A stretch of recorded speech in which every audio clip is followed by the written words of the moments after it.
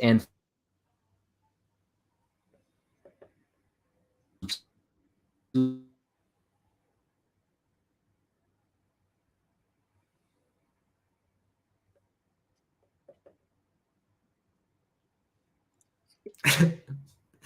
Little technical difficulties off the top, it would appear.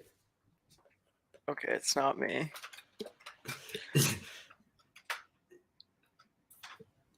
Yo, Gordo. Can you hear me, my brother?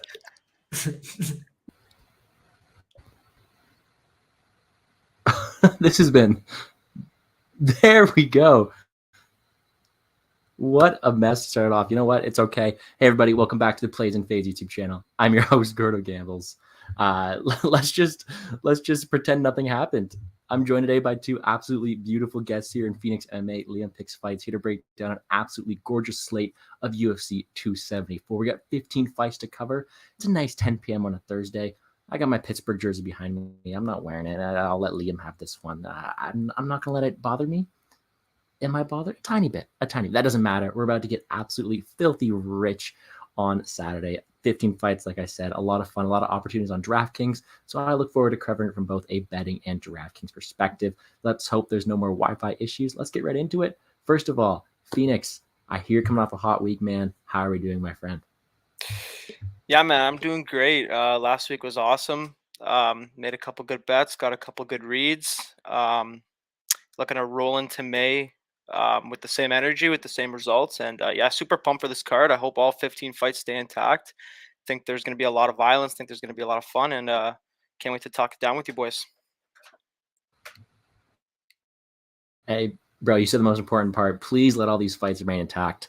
First of all, if you guys haven't seen my DFS video, check it out after this. But I mentioned I was on a plane when that fight got canceled, that Terra versus Candelario fight. I had like some insane number of ownership on it. I landed and my heart was just broken. All this money down the drain on DraftKings. That's okay. We made it back. But also joined today by the absolute legend himself, LiamPicksFights. How are we doing, my man?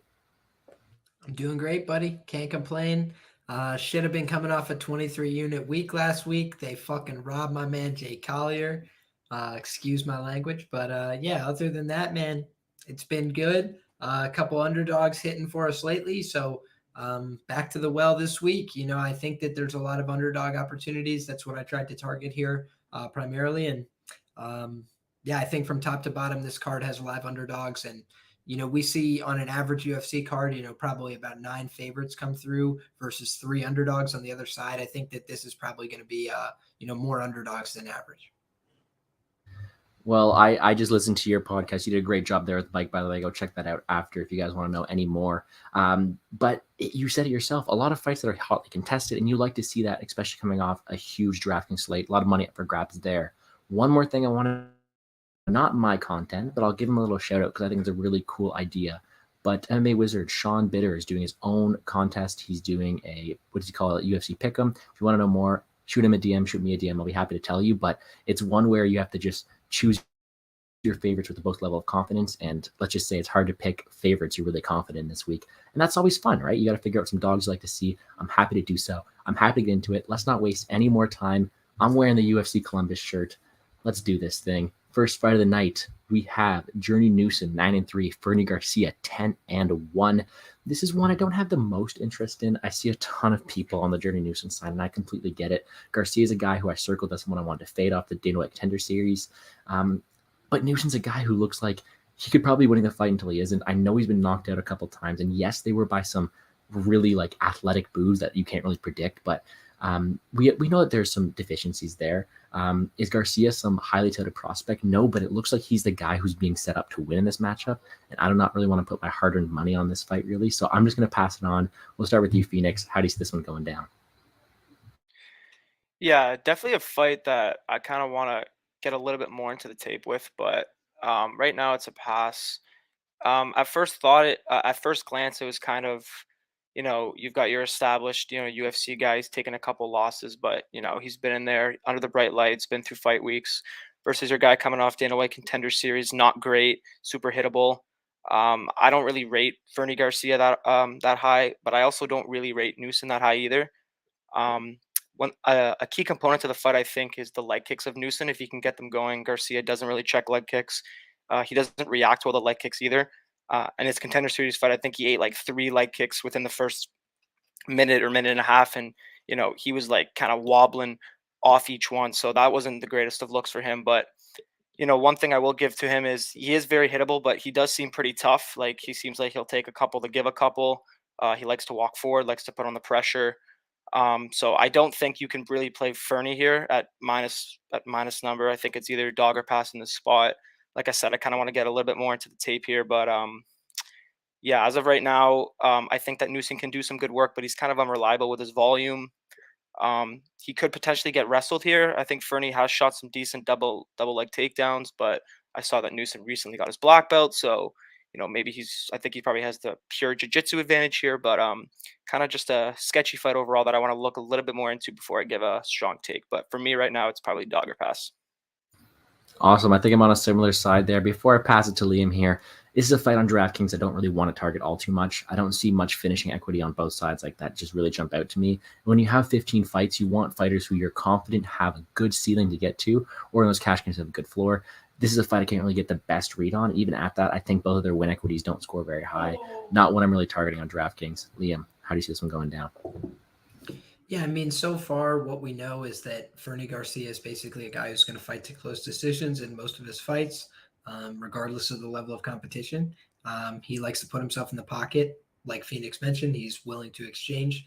That can be a pro and a con, excuse me. And I think that as far as I'm concerned, I wasn't really thrilled with his work.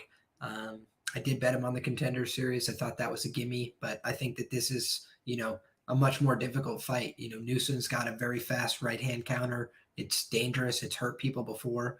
And I think that he could definitely find that again.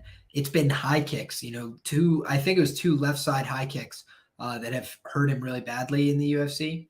And, I don't really know that we're going to see that exactly playing out here. Got more of a pressure forward boxer. So I think that Newson's live. I think his KO is live, actually.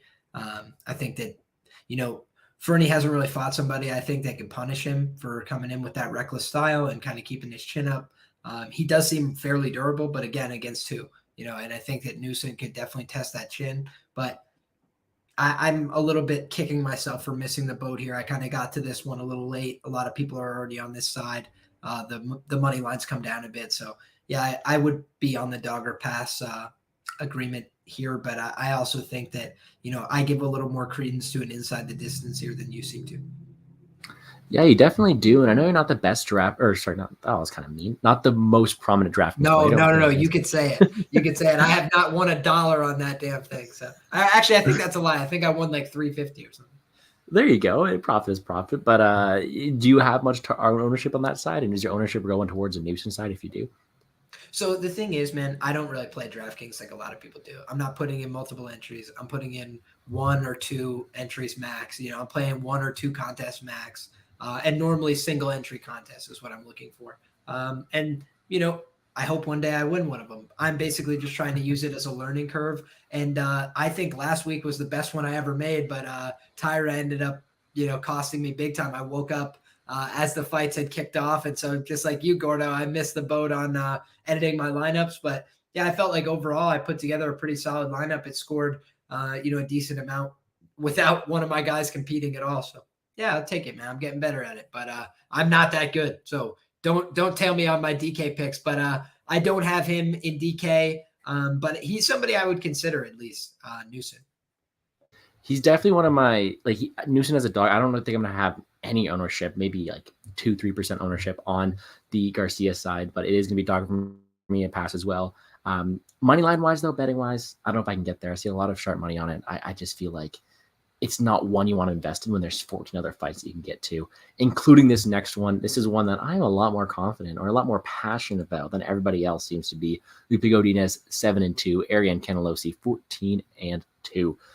Phoenix last night called me the Carnelosi Whisperer, and this is why. All right. She goes out there. She she opens up a pay-per-view. First of all, first time I laid eyes on her, those massive arms. I'm so jealous. Like I'm not a muscular guy at all, but that girl is jacked. No wonder she's the most tested person you saw to pull. Anyways, she goes out there, puts on a really entertaining fight, and realizes, okay, she's maybe not the most technical person, but she's strong, she's physical, and she shows that. Everyone was on Estela Nunes. I took my shot on her, cast around 3 Sprinkle as well, and she did that because she was just stronger. She was able to bully in the clinch, she was able to wrestle people to the ground, and she was able to close distance. She's not a technical boxer. She's not even a technical wrestler at all. She's just strong.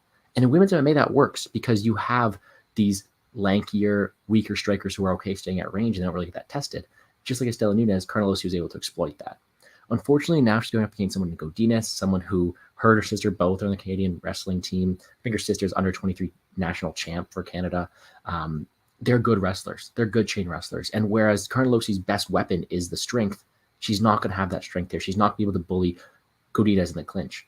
I think Godinez is the better striker, the more technical striker, the better wrestler, the better grappler. And the only path to victory I'm going to give Carnelosi here is a Hail Mary right hand because she is powerful. You got to give that to her.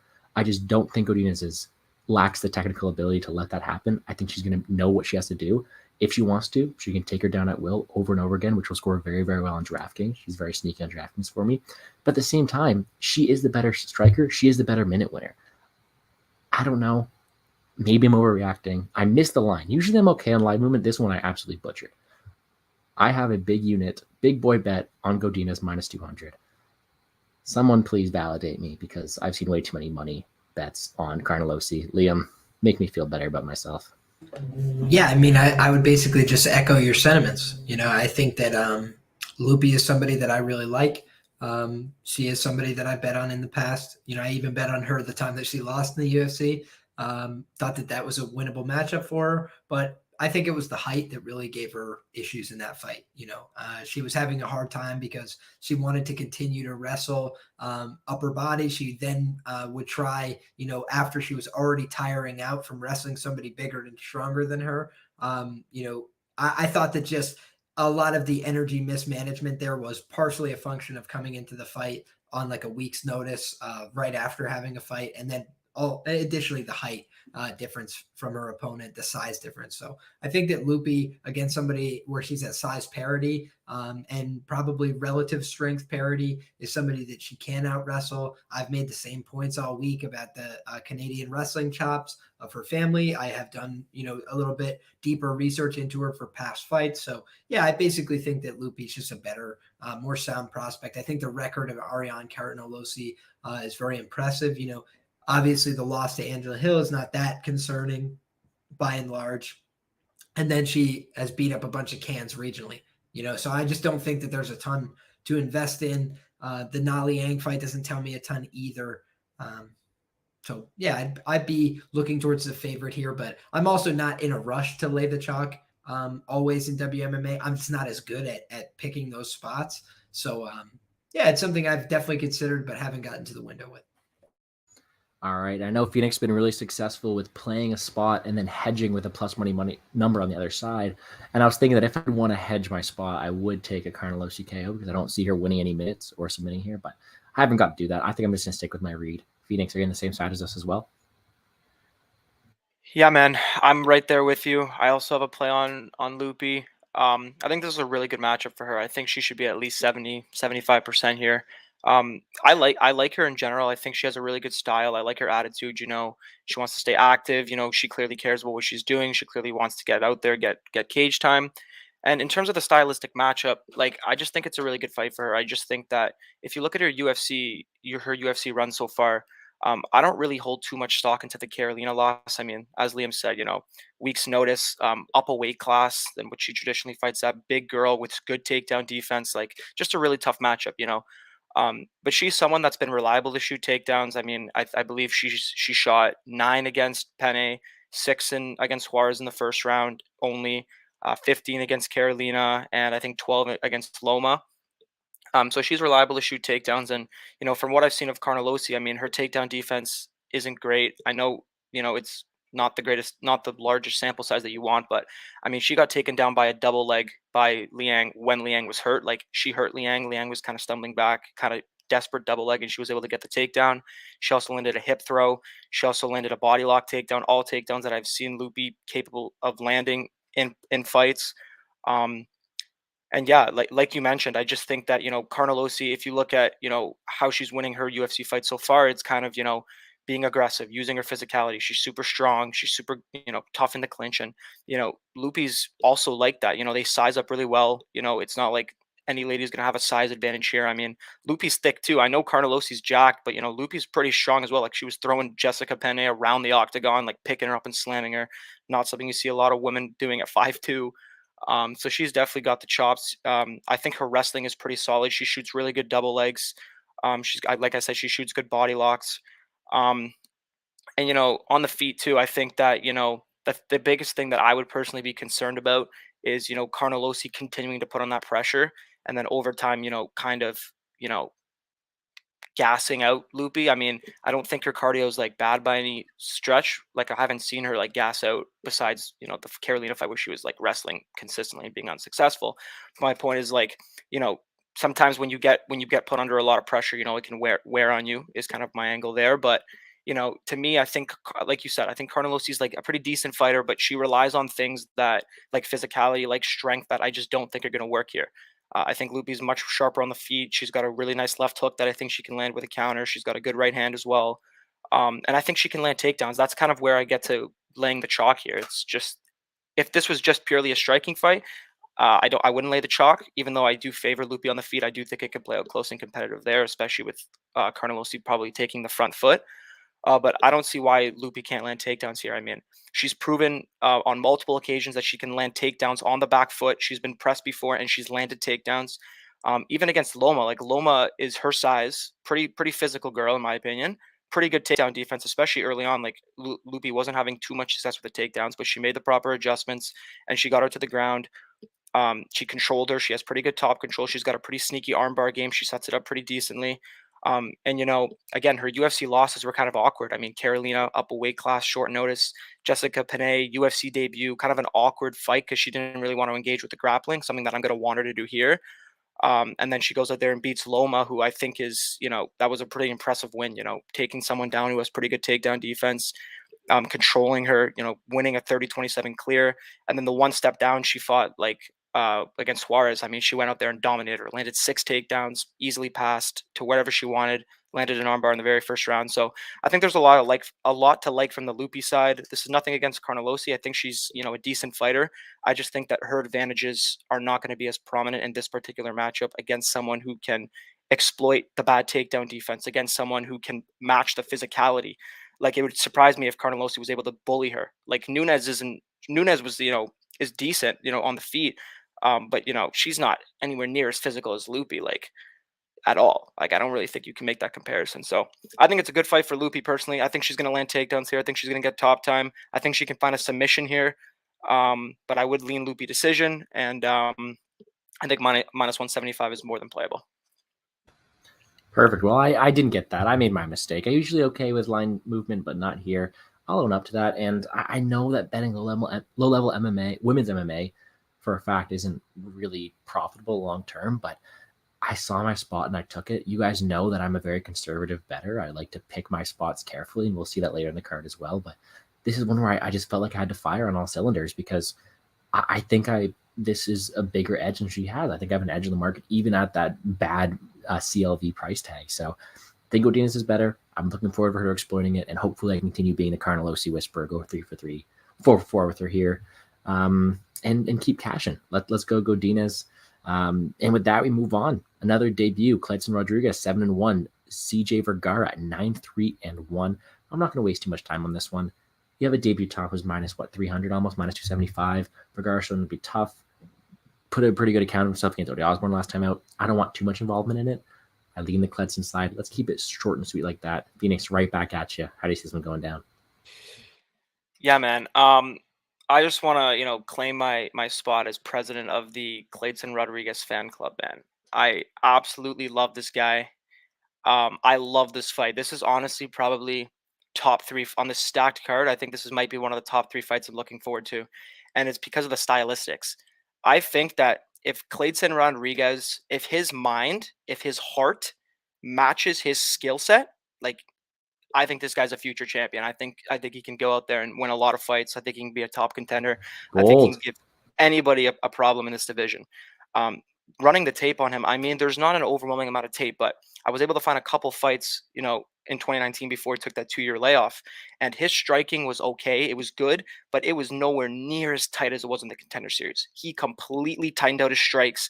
He doesn't overextend as much. He still has moments, but way sharper striking. I think his get-up game is much improved. His takedown defense looked improved. His athleticism is incredible for a flyweight. Like his athleticism is fantastic. And the thing I like the most about this matchup is, CJ Vergara is a dog. Like CJ Vergara is gonna test him. Like if Clayton doesn't get him out of there in a round, CJ is not going anywhere. That guy is tough. That guy can take punches. That guy will fight for your money. He will come at you. If he's down on the scorecards, he will make it a fight. And that's really what I'm excited to see. I hope it goes 3 hard rounds because I think Clayton early on is going to really piece this kid up when he's trying to come in. I think he's the much more technical striker. He's got much more weapons. His kicking game is outstanding. His range distance management is outstanding. His athleticism, his explosiveness is off the charts. But what's going to happen when the kid starts taking strikes? Because in the Contender Series fight, he was able to control the range for the whole fight. At his pace, that's the kind of fight a guy like Clayton Rodriguez likes. A clean fight where he's dictating the action, where he can get his strikes off.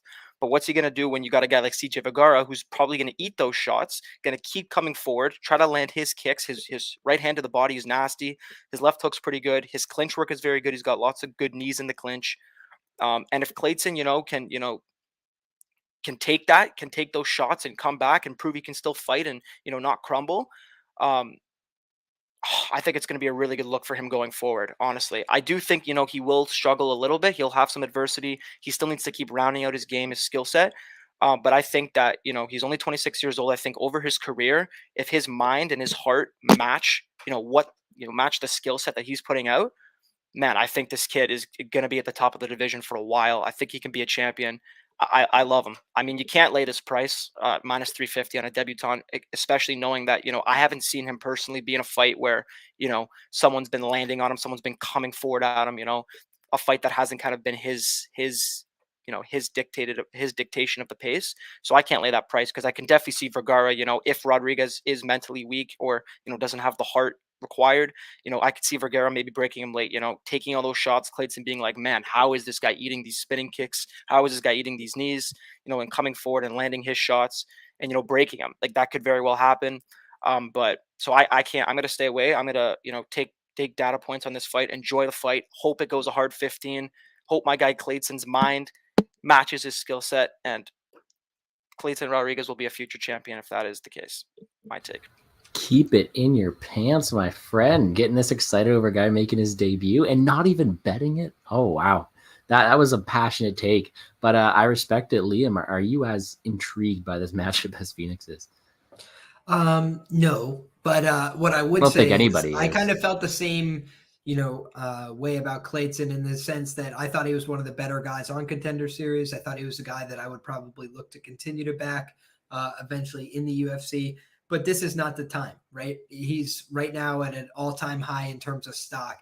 Phoenix is right on the money. Hopefully, this is a hard-fought decision, so his stock goes down in the public perception, and we can get in on better prices in the future. But right now, he's just being evaluated as the better prospect. I think he's the better prospect. I think he's the more dangerous guy. I think he's got more paths to winning the fight. But yeah, that's reflected in the number. So I'm good. I'll pass on this one. Go for it, Phoenix. Let us know. No, I just want to add that I don't know about you guys, but with Contender Series, like I value a guy that can go out there and win a hard 15 minutes way more than a guy that gets a 50-second, 1-minute knockout. Like I really think that decision should be more valued in Contender Series, in my opinion, because when guys have Depends who power, they're facing. yeah, if they're facing a scrub. Yeah, it's just Contender Series we see a lot of frauds, and also when guys have power, anything's bound to happen. When you get in the cage, like first round knockouts can happen, whenever.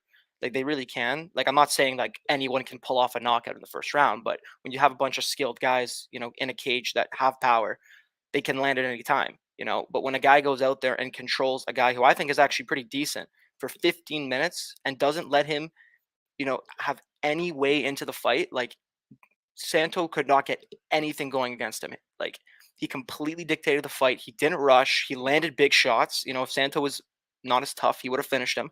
Like to me, that was the best. That was an incredible performance, and I'm sold on him until proven otherwise. All right. I'm glad to see you're a fan of him, and I hope he does well for you. But like we all mentioned, not really one we want too much stock in from a DraftKings side. I think Vergara's too tough. I don't see Kledson matching up with people at that same price range. I don't think he outscores Fiala. I don't think he outscores Royval. It's tough for me to want to play him as much because of that. So for that reason, like maybe we'll have a bit of ownership, but not as exposure. I'm not as turned on as Phoenix is by him. But anyways, I say we don't waste more time on that one. I think you killed it all. I look forward. I hope he does very, very well. But Liam hit the nail on the head right there. Stock's too high. I can't invest. I can't put my heart on money on a guy who isn't as proven. So we'll move on. Next up, we have Tracy Cortez, 9-1, Melissa Gatto, 8-0-2. Pretty simple for me. All right. Melissa Gatto is more dangerous, but Cortez is probably the better minute winner and the person who's going to win a decision. I have a couple ways to look to target this. First of all, I got to get out of the way. Yes, I am said idiot who bet Leonardo against Gatto. I look dumb. Get that out of the way. All right. I was against Gatto. She really improved herself. And for that reason, I was really looking at maybe playing her here. I missed the boat. Not one I'm going to go into too much more than that. Someone who didn't miss the boat, though. I was happy to catch this on his show. Liam, we'll go right back to you. How do you see this one going down? Yeah, I'll try and be as quick as possible on this one as well. But Tracy Cortez just doesn't do as much as I think that she should do to justify this price. Like she'll pursue takedowns, but she's not very active with her ground and pound. She doesn't throw a tremendous amount of strikes at distance either. And I think that in this matchup, Melissa Gatto, like you mentioned, is probably the more dangerous fighter in all realms and positions. I think she's the more likely to secure a submission. I think she's more likely to secure a TKO victory and to win with strikes. So by and large, I think that she has the finishing equity in this matchup. I think that, a lot of sharp movement has affected this number. I got in at plus 155 for a max bet on offshore markets when it opened.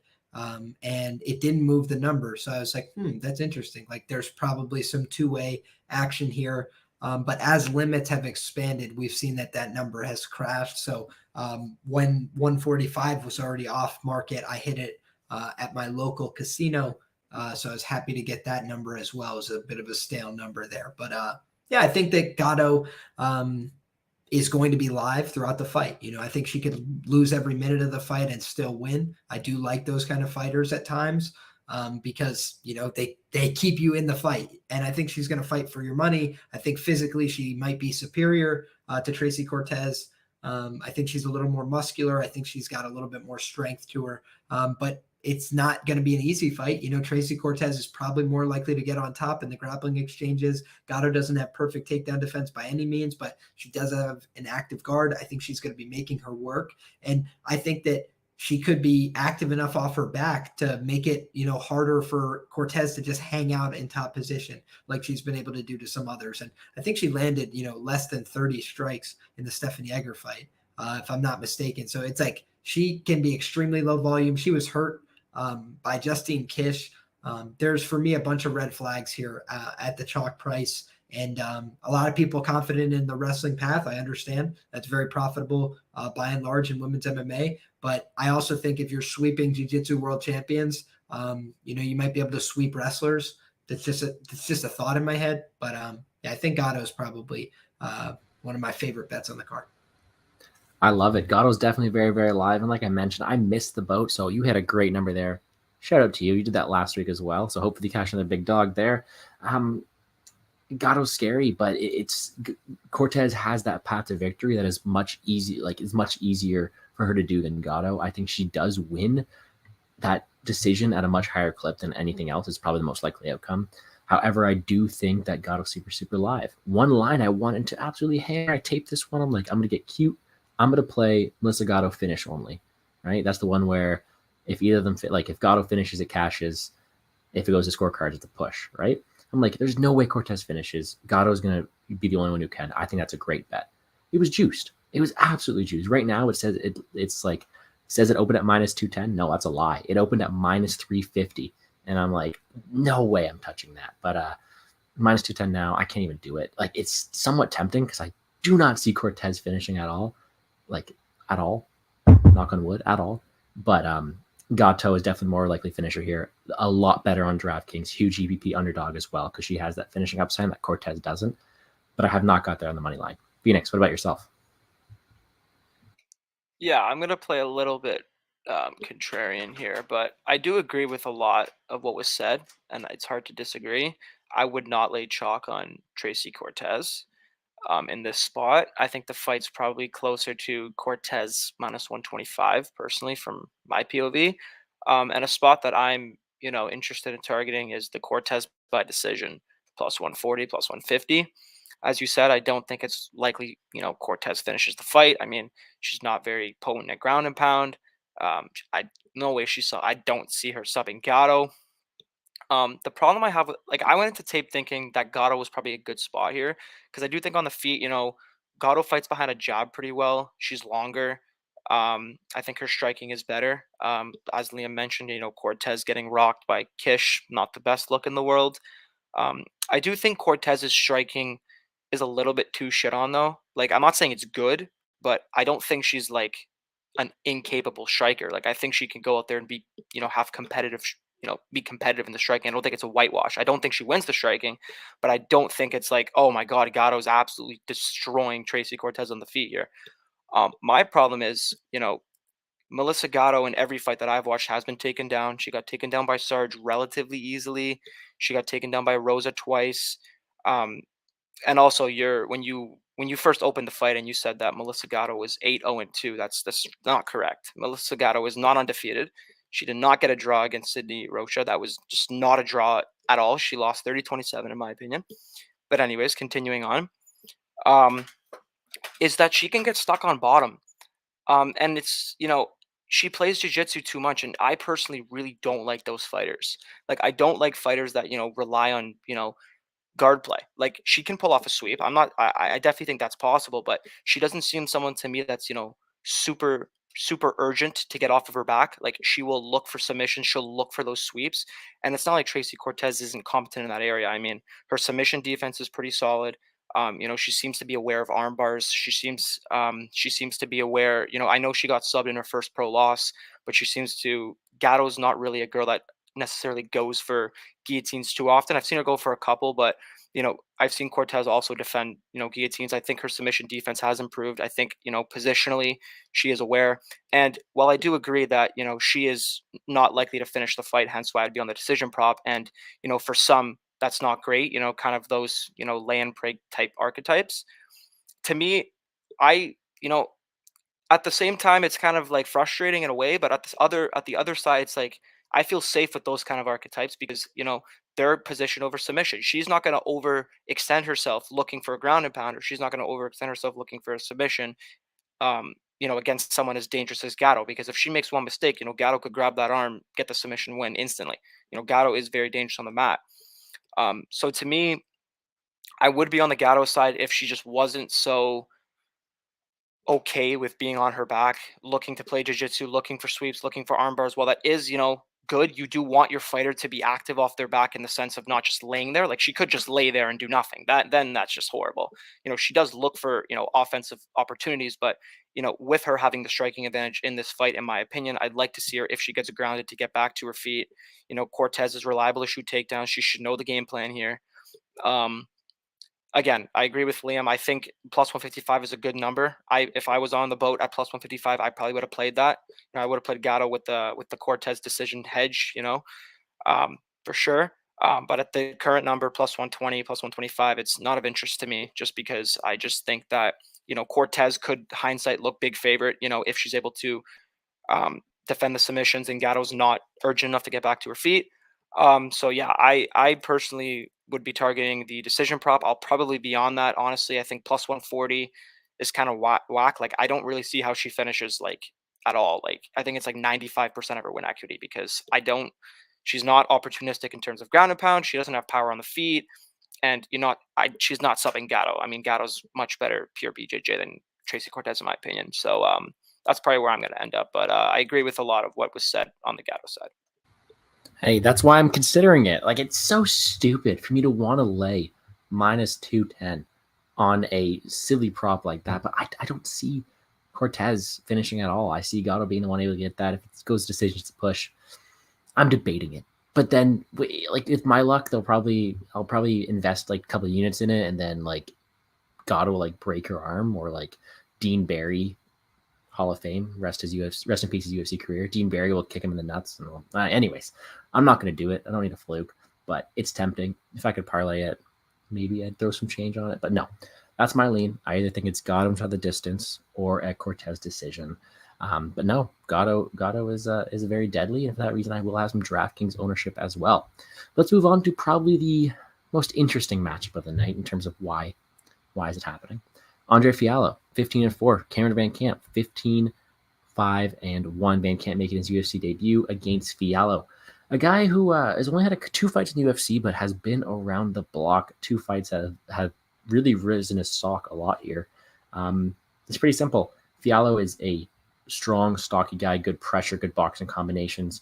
And he's facing a guy Van Camp who gets hit and who wants on the ground. Van Camp's a submission artist. Decent at it, but I don't think he's strong enough to get Fialho there. Fialho should win. I don't know his debut. It's a weird matchup. Give me You cut out a little bit, unless it was me. Oh, no. I think that was me. I see the little Wi-Fi symbol. I was pretty much just saying I think it's Fialho all day. Do you agree with me, Phoenix? Oh, yeah, I agree. I'm not going to go too in depth into this one. I don't like Fialho. I mean, I was on Baeza against him. That turned out great. Man, I'm never laying this chalk on Fialho. I don't think he's that great, honestly. I think he's a one-dimensional boxer with power. I think he has pretty bad cardio. I think he's hittable. But, his win against Baeza was very impressive. I thought, he landed a lot of good strikes there. His pressure game is good. His center control is pretty good. And he's clearly got power. So Van Camp's kind of like one of those guys that's kind of amateurish, kind of all over the place. He does some things well, but he's kind of like, I don't know, he's kind of like a wild card type fighter. I don't really think he's technically proficient at all.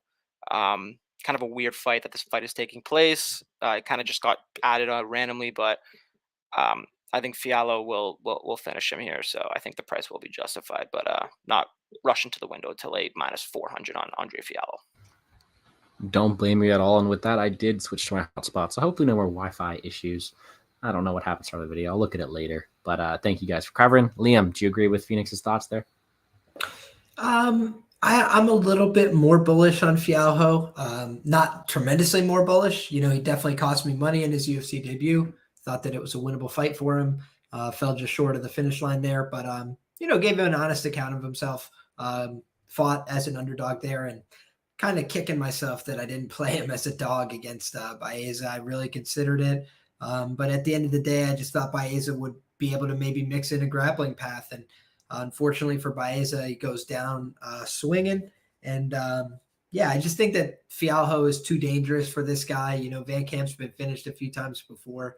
I think that, he's kind of got a good style for the regional scene, but I don't know how well it's going to translate for him at this level. I don't know how athletic he is relative to his peers. So I think that Fialho has proven that guys at this level, he can dispatch them. He's got big power in his hands. And I think he's probably going to find a kill shot somewhere in the first 2 rounds. Fair, man. Fair. I maybe I'll admit I do have some Fialho and some just degenerate stuff, just because that's who I am. And I think Fialho on DK might be interesting. And he is very interesting. So I don't know anything about DK, but he's definitely going to be in my lineups because I think he finishes at a high clip. And I think that he's priced appropriately, but not overpriced. I think that he could definitely outscore that number. 9.5K, and I think he finishes a lot more than people in the region. We'll talk about the Ferguson fight later, but I think he finishes more than Klets and Rodriguez. I think he's more reliable than everybody else at that top range. We'll talk about that. We haven't got to any of the high ranges other than Kletson, but I do think that Fiala is a great DraftKings option, great spend up. I do like it very much this week. Not gonna waste any more time on that. Let's move right along. This next one is also one that I can break down very simply. Blago Ivanov, 18-4-0. Marcus Rogerio de Lima, 19-7-1. Well, you have a brick for a head guy in Ivanov versus a guy who likes to get people out in the first round and seems to struggle if he can't. I don't get it. Like it feels like too simple. Like, of course, when I bet this, it's going to be the time for Ivanov's chin to just collapse and Lima's going to win. But I don't see Lima being able to dispose of Ivanov early or at all. And I don't think he can maintain that pace the whole fight, leaning for me to want to bet Ivanov. I have 1.4 units on -140 for Blago Ivanov just to win one. Simple bet. I think Ivanov has a brick for a head. He's not getting finished, and therefore will win the minutes, will win the fight. It seems too easy. That's too simple to break down. Like I do think that Ivanov's a credible fighter, but I just think that one durability aspect just wins. I just don't think Lima can win a decision here. I don't think he can finish him early. For that reason, I have to play it on the numbers side. Liam, do you agree with me, or is this just like simplifying it? No, this is going to be a point of disagreement for us, but I've seen a lot of sharp people, smart people that I respect on that side, so it makes a lot of sense. It's not like I'm blind, right? I can see how he loses this fight. He's not a comfortable grappler. He doesn't have the world's most elite cardio by any means, but I do think that sometimes people lose sight of the heavyweight division and how much variance and randomness goes into it, and especially in a fight like this. Blagoy, I mentioned on my show that Z always talks about these guys that have a rock hard chin. It's like, yeah, we know that because they've been hit over and over and over and over again. And he gets hit cleanly in almost all of his fights. He's been away for 2 years. So now he comes back with potentially reduced speed, potentially some ring rust he's got to shake off early. And against a guy where if you're not on from the opening bell, you could get nuked. And that's just like what he does well. I think he's going to be coming forward with big booming leg kicks to a slower footed Blagoy Ivanov. And I think he's going to be trying to land big power shots. And I think if he's able to disable the legs, then what Blagoy normally does in exiting out of range and circling around the outside and trying to make people chase him as he counterboxes, I think that could be disrupted here by somebody like De Lima, who attacks with multiple limbs. At all levels of the body. So I think that De Lima, his 5 minutes is pretty dangerous. And afterwards, he's, normally going to be looking for takedowns or finding a way out of the fight. But I think that in this spot, a guy who's pushing that heavyweight limit, hits with a lot of power, has shown some improvements at ATT over the course of his career, albeit incremental improvements. He's the older guy here, so he's not going to be making some rapid, massive improvement fight over fight, but neither's Blagoy. And, it's a fight for me where I'm looking at the potential variance that could go my way. On the plus money number here, De Lima's come through as a dog a few times now in the UFC. So I thought he showed more fight in that Romanov fight than he has in a long time in the grappling exchanges. I do think that that's a mark of improvement, albeit still not a great look there, getting finished with a forearm choke as a Brazilian Jiu-Jitsu black belt. But I think that De Lima is a live underdog on a card full of them, and he's going to be a bet for me as well. Fair. Are you just going to play him straight, or do you think that he needs a finish? I'm going to play him straight because his decision equity has been weird, and I think that if Blagoy gets into a low-volume kickboxing match with him and doesn't elect to try and push takedowns, which is a possibility, he's not a very insistent wrestler historically. If he does that here, then I think that he actually could win a decision because we haven't really seen him in extended striking battles. I think that he might pace himself a little bit better there and just land the more effective shots because I think Blagoy is a pretty decent counterboxer. He can land with power in his own right, but I'm not sure that he's going to be able to get off with power if his legs are disabled early. Fair. There you go. Disagreement. Break the tie for me, Phoenix. How do you see this one going down? Yeah, I'm right in the middle. I'm right in the middle between you two boys. To me, this is a really interesting dynamic. Yeah, this is a really interesting dynamic because the thing with De Lima is, the reason that I'm not comfortable playing this fight is that De Lima, I have never seen him in a fight that I think is going to resemble this fight. Like, he either kills you in the first round, wrestles you to a 3-round decision while doing nothing on top, or gets submitted. like taken down and submitted instantly or within a couple rounds. I don't necessarily think that either one of those three things is going to happen here. I really don't. Um, I do. Blagoy is definitely durable. Super tough, ate some big shots. I don't necessarily think that Rogerio is going to put him out instantly. But what Liam said, I completely agree with. Like, I think that you know the path is there for Blagoy. Like, people that are on Blagoy are going to be like, hey man, like 5 losses in the UFC by submission. You've landed takedowns before.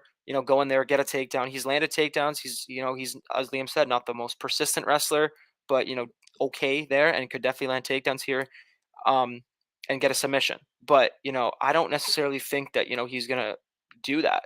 Like, I could easily see him, turning it into all of his fights in the UFC so far, just kind of a outside kickboxing match.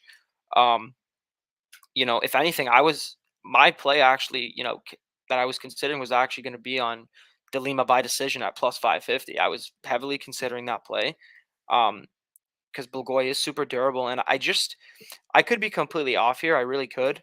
But from my experience, from running back the tape, is I understand that Marcos Rogero de Lima, his gas tank, can be portrayed as not great.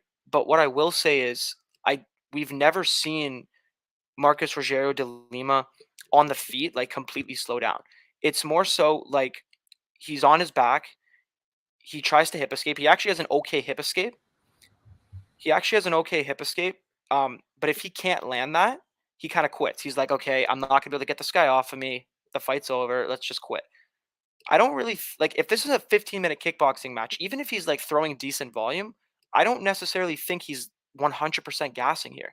Like, I haven't really seen him gas standing. And in a low kickboxing fight like Blagoy likes to engage in, I think De Lima can be there for 15 minutes. I think that the leg kicks are going to be very big here. Although I will say that Blagoy does stand southpaw, so the outside calf kicks of De Lima are not going to be there. But he does throw lead leg calf kicks as well, which I've seen Blagoy struggle with. I think it was Sakai who really worked his leg with the outside calf kick, with the lead leg calf kick from Orthodox, and Blagoy was kind of stumbling. He wasn't liking those leg kicks. I really think that could be big here. Um, and like I said, even if Blagoy lands a takedown, if De Lima's not gassed out, De Lima isn't. It's not like, I know it kind of seems like it, but De Lima actually stuffed a lot of takedowns from Romanov.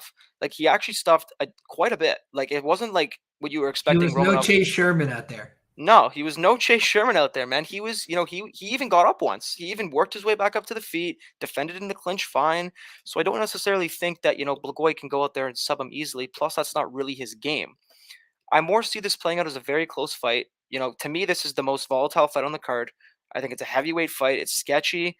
I haven't seen De Lima in a fight that isn't either he knocks out in the first round, he wrestles you to a decision, or he gets taken down and subbed. I haven't seen it. I don't necessarily think those three outcomes are the only three outcomes of this fight. I think it could be a low kickboxing fight. I think De Lima is going to be coming forward. He's live to, get a KO potentially, but, Blagoy's also live to land some shots too. I think Blagoy's got a good check right hook, good straight left. I think it's going to be a close fight. I really do. I think it's going to be a competitive fight. I think it's going to be a high variance fight. So to me, I'm going to pass. But honestly, if I was to play the fight, it would be De Lima by decision at plus 550. I think that could happen here. So you're telling me I leave, you guys act like nothing happens, and Phoenix is talking about betting Lima by decision at plus 550. I didn't play it. And I do think Blagoy wins, if that makes you feel any better. Oh, that it kind of does. I'd like to apologize to everybody watching. Wi-Fi's been a bit shaky, but that's okay because we're only halfway through, so I got time to make up for it. Let's keep the next one pretty short because this is gonna be a fun one. Actually, this is one that I will be talking about a bit. The next one after that we can keep short. But Brandon Royval, 13-6, Matt Schnell, 15-6. Whew, this one's fun. Fireworks. Brandon Raw Dog Royval, fan favorite, and for very, very good reason. This guy is fun, super fun. He finished Kai Kara France, and to everybody else now, that looks like a huge win, but he's very volatile. He's very fun, exciting, super, super aggressive, and just brings his hectic pace. But in doing so, he likes to cause a lot of scrambles, likes to cause a lot of danger, and just surprise people and overwhelm them. Unfortunately, danger is Schnell's nickname. He says he thrives, and I don't know if he does as much, but it's going to be really fun. I'm playing the under. Keep it as simple as that. I know Schnell is very underground at ground game. Royval is probably going to get it there. By the way, before we continue, I do think Bontarine tapped, but that's just me being salty because I had the fight doesn't go. He did. It was as clear as day. Okay, thank you. But this is one that I see it being hectic. I think it's be fun, and I'm hoping for a finish. Liam, how do you see them going down? Yeah, I agree. I tend to see a finish here more often than not.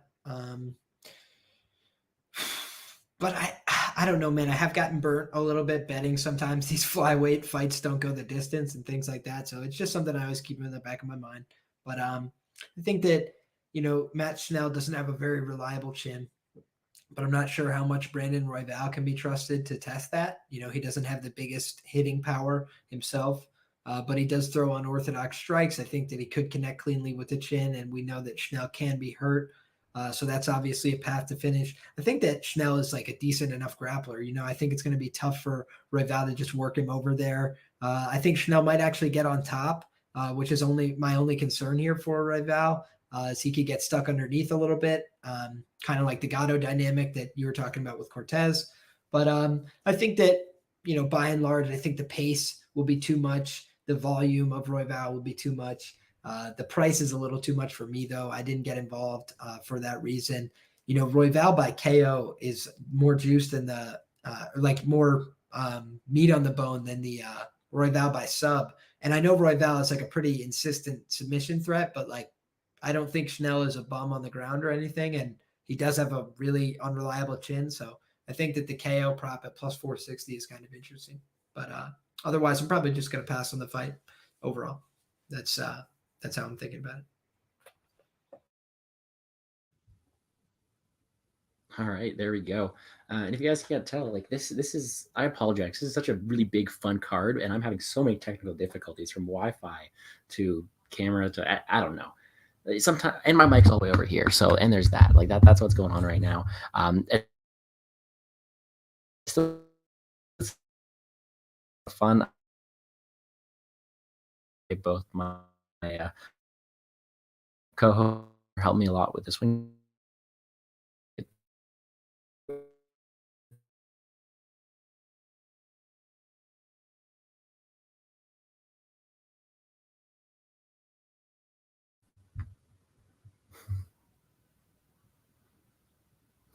You're Are you back. laughing at me? Are you laughing at me? I would laugh. What, Phoenix?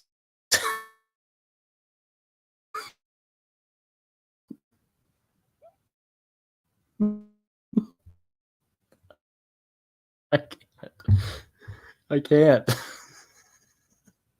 Phoenix, you can talk about this. I'm joining with my tablet. I'm doing it. You just go ahead, Phoenix. Man, this is for all the times that you used to make fun of me when I had my technical difficulties, man. Nah, but for the fight, yeah, I was actually tempted when I finished the tape. Schnell was around plus 225, and I was actually tempted if he hit plus 235, 240. I do think that Royval isn't really a guy who covers minus 270, minus 280. He's really not that kind of guy. He's kind of a guy that you want to bet as a dog, or someone that you don't expect to see at that big of a favorite price tag. But I do think it's a good fight for him. Just in the sense that I think, look, if you were to, the thing with Brandon Royval that makes me so hesitant to bet Schnell in this spot is just the fact that Matt Schnell over his last two fights, right? He's been much more patient. He's taken a much more conservative approach. He got knocked out a couple times. He's like, okay, I can't keep doing this. I'm getting knocked out. Let's fight. Outside kicking game. I'm a decent boxer. I'm a decent kicker. Let's fight like this. And he's had some success. He beat Tyson Nam. He dropped his last one to Bontarine with a lack of urgency. But what is going on here? That was kind of trippy. But anyways, yeah. But Brandon Royval is kind of that guy who's gonna bring that dog back out of Schnell. Bring that wild man back out of Schnell, because that's just how Brandon Royval fights. I mean, 5 UFC fights, all hectic, all chaotic, and that's just what Brandon Royval does. And while I do agree with Liam on the sense that Brandon Royval isn't necessarily a power threat per nature. What the guy does throw is very unorthodox strikes. Spinning elbow almost knocked out Kai Kara France. He throws knees, kicks, random kicks, lots of volume. So it wouldn't surprise me if, Schnell was like getting like Royval was kind of like, hitting him with jab, jab, kick. And then Schnell's like, okay, screw this. Let's go in. Starts landing his big hook combinations. And Royval hits him with a spinning elbow out of nowhere, knocks him out cold. And that's the problem. I think they're kind of evenly matched everywhere in the sense that I think on the ground, Schnell is actually a pretty decent grappler. I mean, um, he's got very good submissions. I mean, 2 submission wins where he went guillotine, switched up the guillotine when he realized it didn't switched up the guillotine when he realized he didn't have it, went to triangle, locked it in, very smooth transition. I do think he's pretty high level on the mat in that sense. And on the feet, I think Schnell's the more technical boxer. I do think Royval throws a lot of volume. I do think he crowds you. He makes it annoying. He wins fights.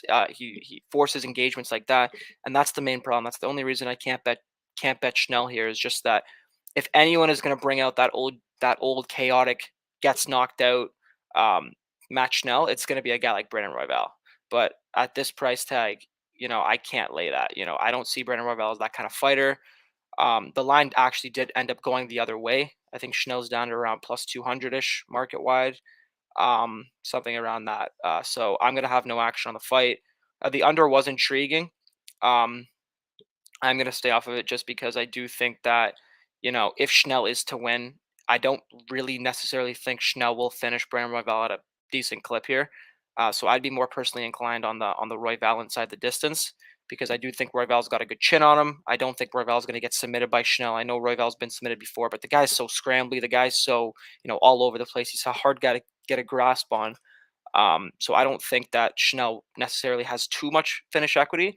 I do think Royval does. So if I was to play the fight, but even the Royval inside the distance is like minus number. So it's just a stay away fight for me at all current prices. But fun fight.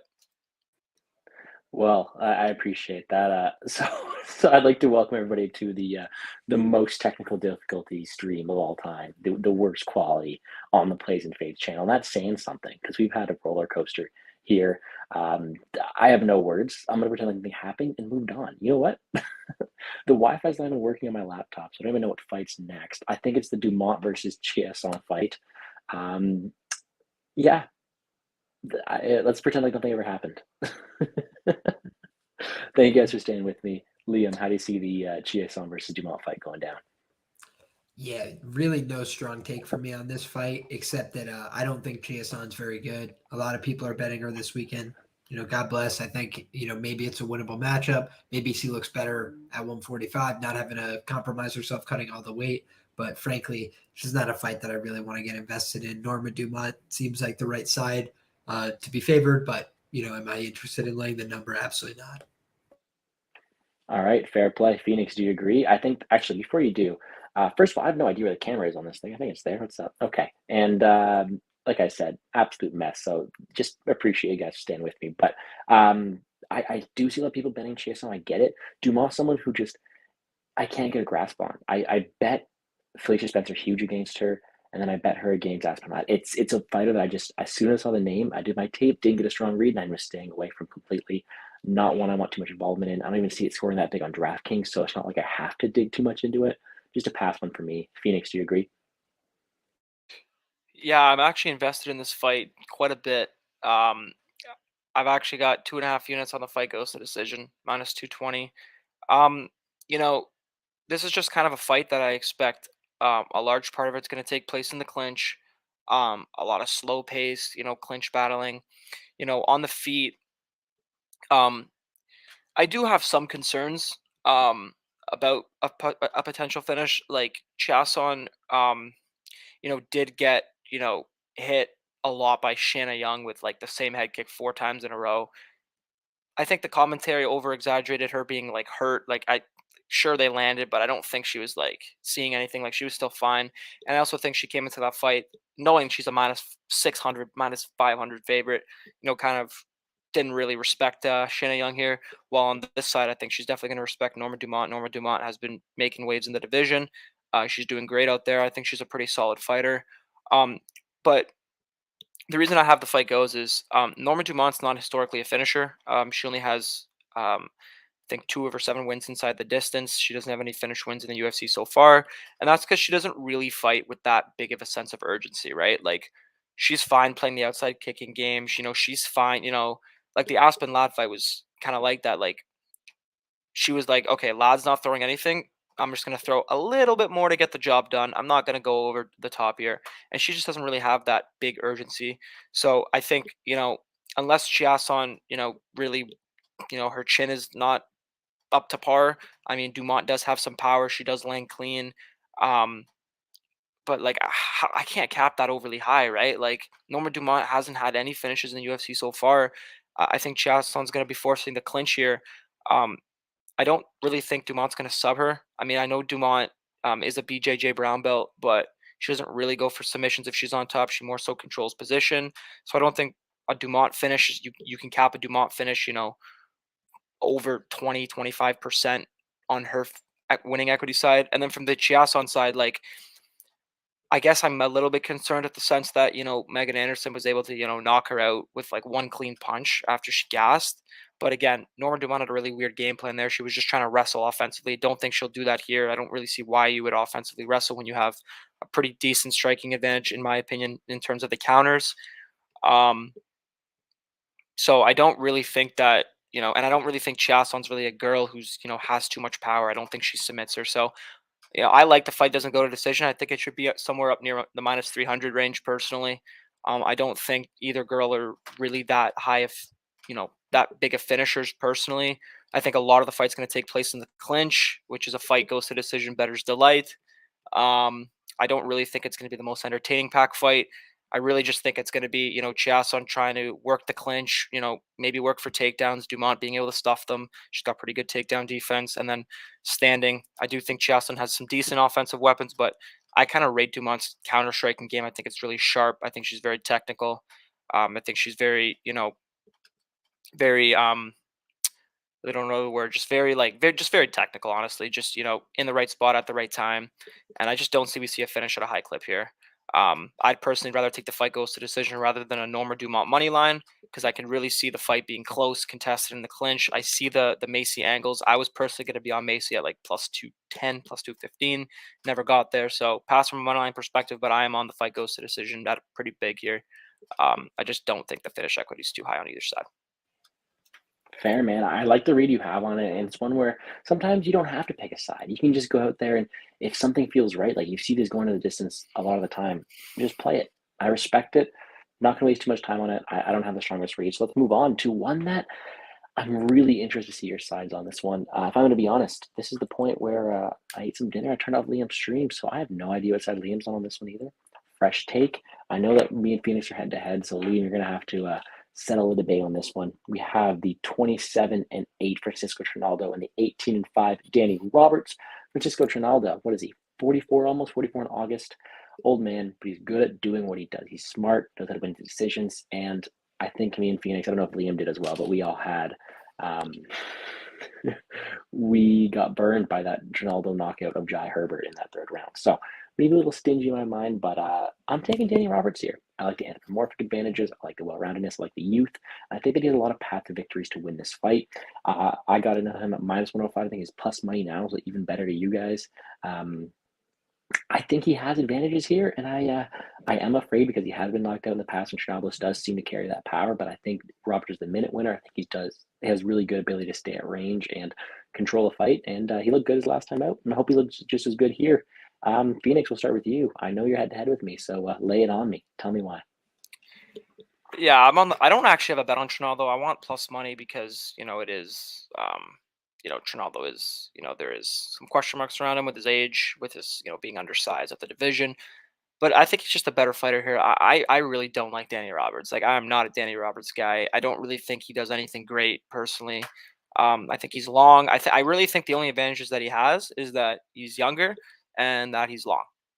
In terms of the actual fight game, I don't really see too many advantages that he has. Usually when a guy's going up against Trinaldo, they have volume advantages. Danny Roberts doesn't. By the metrics, they check out pretty much equal. Danny Roberts also goes lots of minutes without throwing anything. I don't really rate any of his wins. Ameev win, he didn't win. I'm not counting that. You clearly lost the first two rounds, in my opinion. The Imadaev fight was kind of weird. It was close fight. and he kind of looked sloppy there. He was kind of just shooting takedowns telegraphed out of nothing, and then he just catches him with a really nice left hook. So be it. Great knockout win on his part.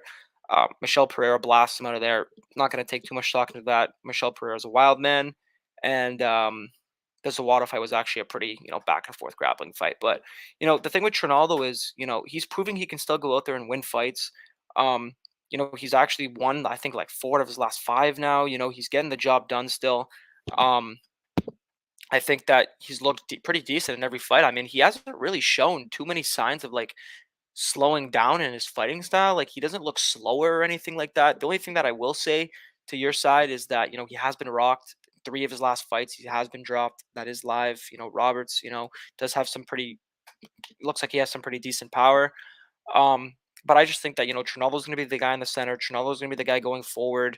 We just saw Trinaldo, beat a guy who we just saw Trinaldo beat a guy who's low volume as well, and he was able to go out there and secure 2 or 3 rounds in that fight. I think he has the grappling upside here. I think he could land takedowns. I don't want him to pursue takedowns. I think that'll gas him, kind of like the Herbert fight. But I do think he can maybe mix in a takedown here and there potentially. Um, I just think he's going to be the guy in the center. He's going to be the guy controlling the action. I think Roberts is going to be, dancing around looking for shots. Trinaldo is still defensively responsible. He still holds a high guard. He's not reckless in there.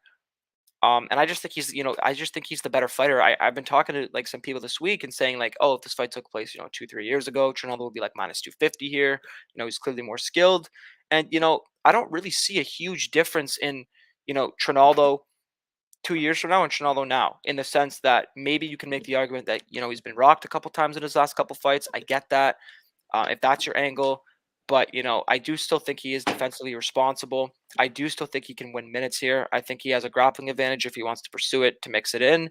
Um, I don't know. I just don't really rate Danny Roberts. I just don't think he's that good. I don't really see how people saying that he's been looking like better. Like I think it's just because he beat Ameev, but like to me, like I think he clearly lost the first 2 rounds. It's also a completely different stylistic matchup. He kind of took advantage of Ameev, when Ameev was tired. So again, volatile fight. I'm not saying like Trinaldo's a lock or I'm betting Trinaldo. I'm not touching Trinaldo unless he hits plus money at all. I do think it's going to be a close fight. I think this fight plays out as a close fight, 90% of the time, honestly. I just personally think Trinaldo's going to be throwing the harder shots. I kind of think that Trinaldo might be throwing more shots as well. I think he'll be in the center, and I do think he can mix in takedowns. So for that reason, I cap him, minus 125, slight favorite here. Not touching it unless it hits plus money, but that's where I line up on this fight. Awesome. Appreciate the breakdown on that one. And I like how we're just ignoring that I left again. This has been one of the worst dreams. And to make it even worse, Liam, I heard you have to go. That is okay, because if you guys want to know anything more about his full slate, he did his own YouTube video on his own channel. I will make sure to link it in the comments below after this. But on your way out, man, tell us, break the tie here. How do you see this one going down? Absolutely, buddy. So, number one, this is one of the fights that I have a weaker lean on than almost anything on the card, really. And the reason being is because you've got, on the one hand, Trinaldo, who, he's kind of on that trapdoor position, in my opinion, where any one of these days he could just have the bottom fall out from underneath him. 43 years of age, been rocked in a couple of his recent fights. So I just think that there's that chance that he gets knocked out. Welterweight, is a very volatile division. Pretty high knockout rate by and large. And I think that this is a tricky fight. He's got somebody who's primarily a striker in front of him here. So I think that both guys are live to get a knockout, but both guys are also live to go to a, pretty boring, low volume decision. So I think that for that reason, it's a tricky fight. I would side with the age gap favoring Danny Roberts here, just because if you have some level of volatility, getting the younger guy is normally a good sign. But I do have to say, Danny Roberts personally scares me with his chin. I think he could get clipped here by Trinaldo. It doesn't matter. Power is the last thing to go. So I think that anybody could win this fight, which is why it's lined so closely. I think the plus money is a little bit intriguing on the huge age gap, but otherwise I would, 5 years ago have taken Trinaldo probably with some conviction here. So for that reason, it's a pass for me. But with that being said, boys, I also want to just mention for your audience. I do have a couple plays later on in the night. I'm probably going to get to a play on Justin Gaethje. I haven't done so yet. I'm sorely considering it. And the reason being is because the more I look into the matchup, the more I think that he could clip this guy early and potentially put him away. He's got a tremendous amount of power. His low kicks are really dangerous against somebody who's got really long legs like Charles and who kind of does that like, lead leg forward as he tries to stalk people into range. He likes to throw the rear knee to the body and things like that. And I do think that he's going to leave himself open at various points in this matchup. His chin tends to be pretty high up in the air. And if anybody can make you pay, it's Justin Gaethje. The guy hits like a truck. His will to win is pretty unquestionable, in my opinion. So I thought the Khabib fight was, a pretty uniquely bad matchup, and I did back him as an underdog there. Because I thought that he was live in that matchup. It didn't turn out that way, but I like what he said about the approach to this fight. He said he's going to stand his ground and move forward, not back up in this fight. And I think that that's going to be critical to his success. I think he could definitely lose this fight by submission. All it takes is one mistake against a master like Charles. But I also think that Charles has been willing to engage with people on the feet. And I think that could be his downfall here if he's willing to do so once again.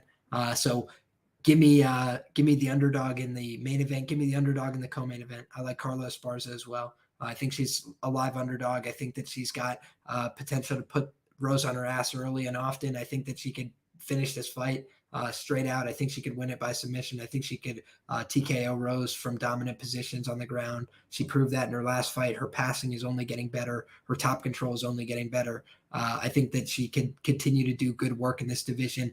IQ mistakes have cost Carla Esparza in the fight game in the past from winning really clear unanimous decisions. She went for leg locks in fights that she was dominating and gave up late round optics. I don't think we're going to see that from Carla anymore. I think she's become a smarter fighter. I think she's well trained and I think she's ready for this opportunity. So I like the underdogs, dog heavy slate for me. And I wish everybody the best of luck with this card. Should be a great pay-per-view. We haven't had one of these pay-per-views yet this year where the dogs go crazy. I think we're due for one. And this is what I'm expecting this weekend. So best of luck to everybody on all your action. Let's go Rangers the rest of the way out. You know what I'm saying? But appreciate you guys tremendously. Best stream in the game. Tech issues or not, it's about the quality of the people. You guys are two of the very best out there. Appreciate you guys tremendously. I'll be catching up and learning from you guys the rest of the way. So thank you guys very much for your takes and for sharing this time with me as well. I had a great time. No, thank you very much, man. Good luck, and we'll talk to you later. Have a good one. Absolutely. Off to the casino to go place these bets we're talking about. You know what I'm saying? Take care, There we go, everybody. man. And with that, we're down to 2. He mentioned it though, right? It's about the people, not about the live stream quality, right? If you guys are still here, I appreciate you guys putting up with everything. If you guys are watching this after the fact, good for you. I appreciate you guys very, very much. That was Liam. If you guys want to know anything more about him, I'll link his channel down below. Super smart guy. He has his own video out there. I didn't get to ask him any questions, but that's okay. Phoenix is just smart. I love having both you guys on because Liam comes with the followers, the great reputation, with the extensive track notes, and Phoenix has the breakdowns, like the best breakdowns on Twitter, as I mention all the time. So let's keep it rolling. The prelim headliner, Randy Brown, 14-4, Chaos Williams, 13-2. This is one I haven't got to the window yet. Now we're having a one-on-one conversation. There's no tiebreaker anymore. Tell me how it is. How do you see this one going down? Yeah, I feel like I also haven't got to the window yet, but I feel like I'm the only one on the chaos side here. It doesn't look like it's gonna get to plus money. Some buybacks has come back in on him, but to me, the fight comes down to a couple of things. I do think that Randy Brown, is the more technical guy. I do think, overall he's the more technical striker per se. I think he uses his jab better. I think he uses straight shots much more efficiently. But when you're fighting a guy like Chaos, it's risky, And there's a lot of things I like about Chaos. Like, first off, I think that Chaos has the power. I think he's got way more finishing upside here. He hits hard. No denying it. He hits hard. Randy Brown's been knocked out a couple times in his career. I do think he can finish, Randy Brown in this spot. I do think he's going to be the guy going forward. I think he's going to be the guy setting the pace. He's got good forward pressure. Randy Brown is perfectly okay with, bouncing around the outside, looking for his shots. The problem I have with Randy Brown is, he admires his work too much. Like he kind of gets like lost in, what he's doing. He lands like a nice jab or something, and he's like, "Oof, look at me, that was sick." And if you make that kind of mistake against Chaos, where you let your guard down for a second, Chaos can blast your head into the third row. The other things I like about this spot for Chaos is the leg kicks. Randy Brown does not like leg kicks. He has a frame that is not built to absorb leg kicks. His legs are literally very skinny, and Chaos chops leg kicks. He throws them a lot with high frequency. I think that can really immobilize the movement of Randy Brown, kind of like Vicente Luque did. Vicente Luque immobilized his legs in half the fight, and I get that's Vicente Luque, but I don't see why Chaos can't land a bunch of hard leg kicks and slow down the movement of Randy Brown here.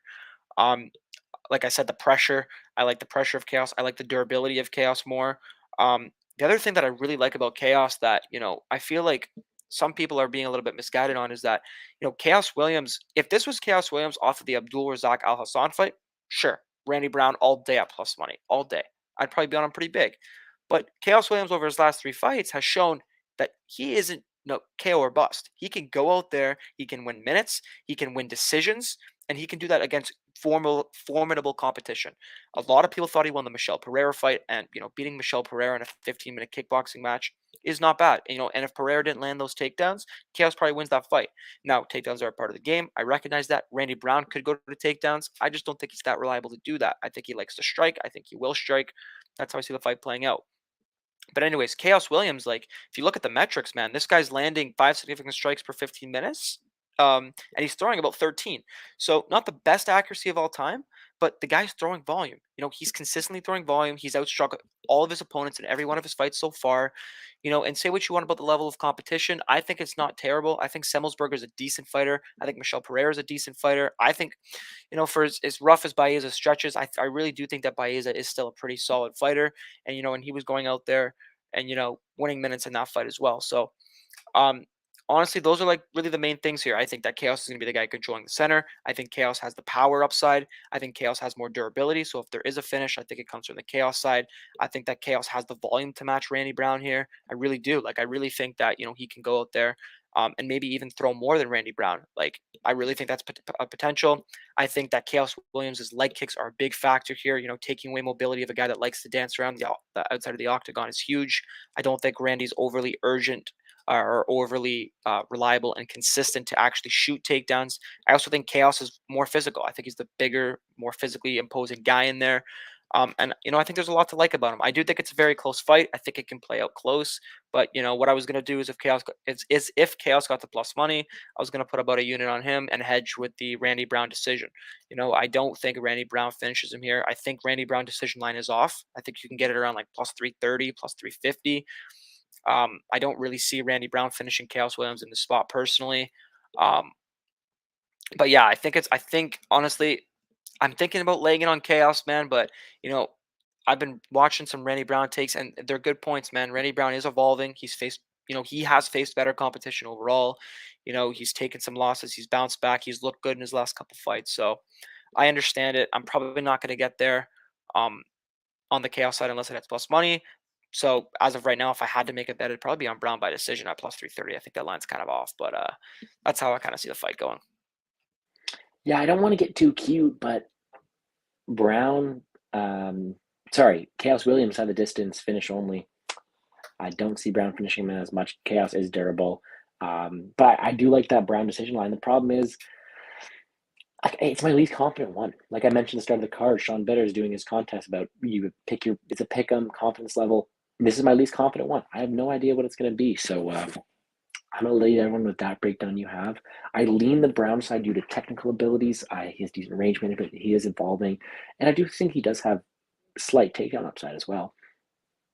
Chaos is more of a powerful technical boxer up top, but like kicks are a thing, durability are a thing. I'm going to give that to Chaos. I am going to pick Brown to win overall, but it's really, really close.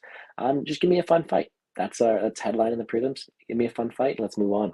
Next up, opening the main card, we have the Battle of the Old Men. Donald Cerrone, 36-16. Joe Lauzon, 28-15. Now, I love your in-depth breakdowns, but you can't do an in-depth breakdown on this one. This is one where too many question marks.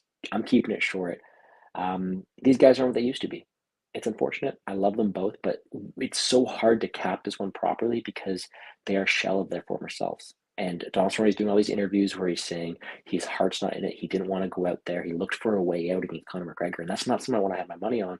Lozone in his own right, shown that he has decent glimpse of power recently, but has also been knocked out. Both guys, I don't really want my money on this fight at all. I lean towards the fight is going to decision because that's the way you're going to go with these older fighters, but I'm not going to get there. It's a pass fight. It's one that, of course, I'm going to watch, but I don't want to. You don't want to see your favorite fighters go down like this. So, with my heart, I'm going to pick Cowboy, but it's not one I'm picking with confidence. Phoenix, just tell me quickly what you see this one happening. Yeah, I'll keep it short. We'll keep it moving.